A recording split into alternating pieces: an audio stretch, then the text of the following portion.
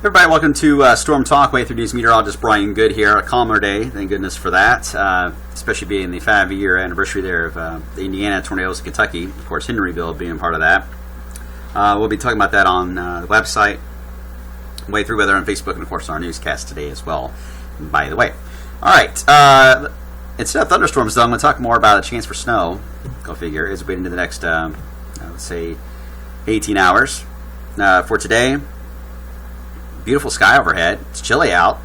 We do have a few passing clouds. We're going to work their way back in again. We've got a mainly clear sky now in Louisville. We'll have a few more that kind of slide in here from the north this afternoon. The main issue, though, is going to be this clipper, something we haven't said much of this winter season, is going to dive down. It's already now into portions of Iowa. It's going to track right in through here. Will be the VORT, the energy source with that. And usually the snow path or any moisture path is roughly about 70 to as much as 100 miles north of that is generally the track then the precipitation will take, and it would just depend on how big the moisture shield is as it passes through. Yeah, sometimes clippers can give us surprise snows, but this one's going to have limited amount of moisture with it, and we're not dealing with Arctic cold, and the ground is warm, so there's a lot of things against any excitement with this kind of a clipper.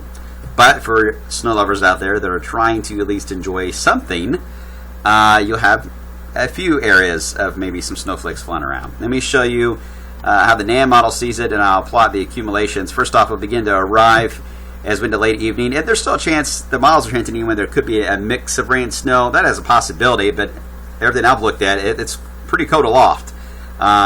So to me, it looks to be a snowflake falling. Now, we may be above freezing when a lot of this is falling. That certainly will guarantee it melting, but for the spots that can get close to 32, you may have enough of a burst of snow to give you maybe a grassy accumulations. Notice, even if we were able to support snowfall on the ground level here, we would only be talking about less than an inch. So it's not an impressive thing, but some grassy amounts on the car tops, rooftops, can't rule that out. Even if we're above freezing, yes, you can get a grassy accumulation if it's coming down hard enough. And there could be some decent snow rates with that, but it's moving fast. All right, clippers move fast, and the ground's warm. In fact, the temperature right now, just below where the grass is, basically, is roughly about 55 degrees. So whatever falls isn't going to stick around for very long. We'll monitor it. Stay tuned for updates in case something were to change drastically on there. You guys are hoping for that, but I wouldn't bet on it. Her model, by the way, is taking that dive literally a little more to our south, and therefore aims the path of potential rain and or snow here passing through central Kentucky. We'll see how it plays out. There's another VORT 2 dropping down, but a lot of energy is going to give flurries to Ohio, it looks like. So, yeah, not a big deal. Just at least mention it. Weather Service, by the way, as far as their official forecast from the different offices, you can see the Indianapolis office, which cuts off right at the point of the Scott Jennings County line, Washington County and Orange County. You can see they're going with a general light dusting. Louisville's real specific. I love they do this. Painting a chance for a dusting, especially in the higher elevations. That would be the knobs. And then also in the bluegrass area of Kentucky, a little higher up in elevation, a little bit can count, and that's why they got you guys painted for maybe a grass accumulation in those spots. All right, let's move on. So this weekend, this trough that's digging in here now is going to move out this weekend. Another one's waiting for us in the Pacific Northwest. Here's a piece of the polar vortex, by the way, up here into Canada, and we're going to be in between all of this, which means we're going to get a warm spell moving in. Then our next trough digs in. Pretty sharp one, too, as we head into Tuesday or Wednesday. Euro wants to speed it up to a Monday night, Tuesday thing. GFS is thinking maybe late Tuesday into Wednesday. So, in general, Monday afternoon through Wednesday morning is when this is going to pass by with our next rain and or thunderstorm chance. And so, bear with us on timing here. We're going to give probably low rain chances, perhaps all 3 of those days, until we can narrow down a better window of when that will pass through. But that will be our next weather system other than the very light snow event that's coming in tonight. So the question is, are we going to look at severe weather? It's a good question.